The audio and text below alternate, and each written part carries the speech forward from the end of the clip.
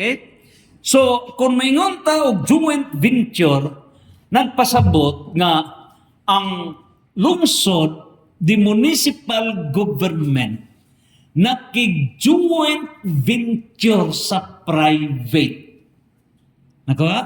So if we use the word joint venture, meaning usana ka partnership with the public or with the private. Asa man na ang partnership? With the private. So kamong nanindog gani ha. Mao na pag joint venture. Okay. Now, duha ka klase nini karong joint venture. Okay? Sa joint venture na ay gitawag diha o ang effect, example kaganiha si Vice Bitindog nag-represent sa lungsod sa Bibilan. Okay? Now, mitindog sa buong kaganiha kamo sa private. Okay. Kung ang inyong gusto mo create mo bago nga juridical personality. Bagong personality. Nako? So, lain nga juridical personality. So, ang mahitabo, gitawag na siya o corporate joint venture. Ang nag-advantage sana, is ang imong liability dili, kung example na yung problema, dili kayo mag-go after sa maong main di mo nga area, no?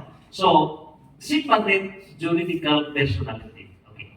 Ikadua, gitawag o dili mo gusto o mo gama o bag-o na corporate o bag-o juridical personality, i-retain, pero magpadayon ang inyong separate na pagpadayon identity. Gitawag na siya o contractual joint venture.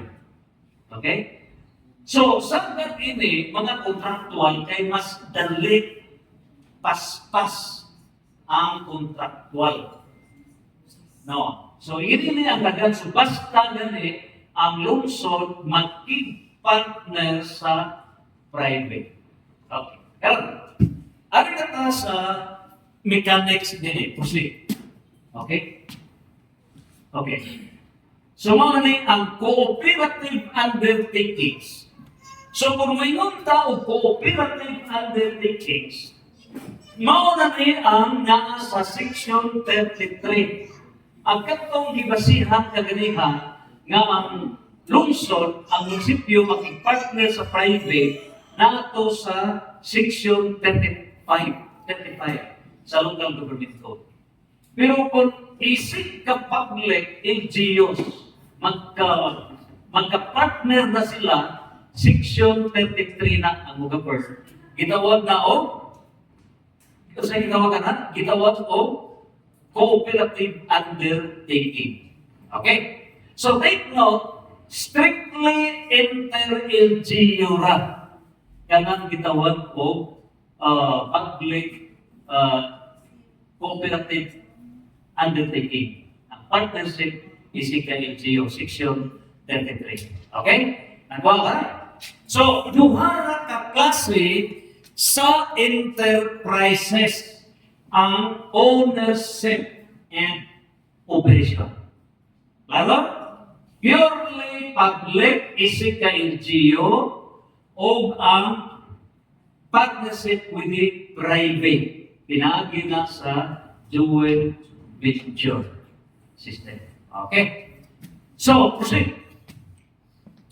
Now, ang requirements in the inter-LGU, mao na nga dunay muwa sa inter-LGU. Expectin niya kay mga nagay, no?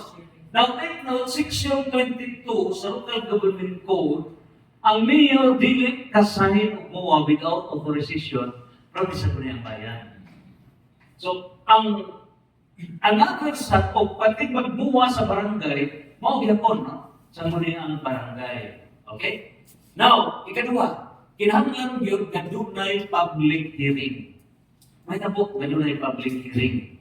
O diya, ikatulo, mauna ang naay ordinansa sa imong example katong Bateworks. Naay ordinansa sa imong barangay, naay ordinansa sa barangay, nasay ordinansa. So every barangay na sila'y mahitabo, no? With matching ordinances. Okay? Now, nining tanan, mahiusa ang tanan, no? Now, take note, mo support lang na sila silbi, kailangan naman tayo main code, which is the General Governing Ordinance, which is our code. Mga detalye lang ito siya silbi. Okay? So, mga na ang partnership advantages. No? Ang advantage ni natay efficiency, natay economic viability, ability to handle complex projects. O itong tinabangay. Okay? Now, ari na ka sa mechanics sa joint venture, kaning diya sa privado. Okay? Also by tabo. Kung para sa detalye, take note, no? Nag-represent sa mayor nila. Mayor's office. Okay. Now, kung joint venture, take note, nananatay tradisyon ng mga i-envision ng mga enterprises governed by this public Venezuela Enterprises Code.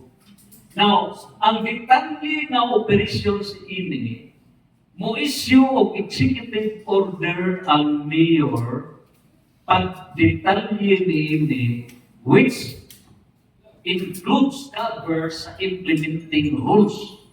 So, kanang implementing rules, matag enterprise, o sa ka-enterprise, o sa ka-body of implementing rules, i-cover lang sa pinagi sa executive order. Pero kana siya detalye na implementation sa enterprise. Okay? Now, asa man magkuha o mga format o asa man muhag daw o mga punod, especially sa implementing rules. Labi na, kung mo apply sa private, no? Magka-connect, magka-joint venture. So, kung joint venture, ang atong kuhaton, meaning, mag-partner ang lungsod sa private. Okay? Mag-partner, kining maong get book on joint venture for local government units. So, kining guidebook for joint venture for local government units, mo apply na siya kung ang partner sa NGO mao ang private. Diba? So, kini mo nanadihan ang mga pamaagi type sa joint venture, etc. So, nakanahan mo dihan mo public. So, mao na yung basihan for sa detalye ng mga implementing rules. Okay na? So, ma-apply pa rin siyang handbook, guidelines kung cooperative undertaking, isig ka LGU, ma-apply din dili, no? Saan na tanan sa private joint venture. Okay, next. So, mao na no? So, nakatay pag-enhance, no? Okay. Now, mauna na ang mga sistema. Okay. Now, take note, dunay upat ka principles sa joint venture. Upat ka mga prinsipyo basta joint venture with the private. Number one, shared vision. So, dili magka-partner, di ka makauyab o di mo parehas o mga ibang pati. Di ba? Kinahanglan sa match. So, kung ang imong vision lahi sa akin, so match. O mag-suit ng tanan, then that's partnership. Ikadua, clear rules. So, if follow yun sa rule ni mo, yan sa rule sa partner diya kay pagkaman na ng labisa, dili man yun kayo magparuha pa ni si Piliyahe. Di ba? Di-match din sa tanan. Aron magbuo ang sa ka-table. So, transparent communication. Okay? para kining transparent communication katong dahilan ang kapuntahan ng lingkod. Kita to. Okay? Akong ipakita niya kaninyo, kining mamatch ba ni sila kanila?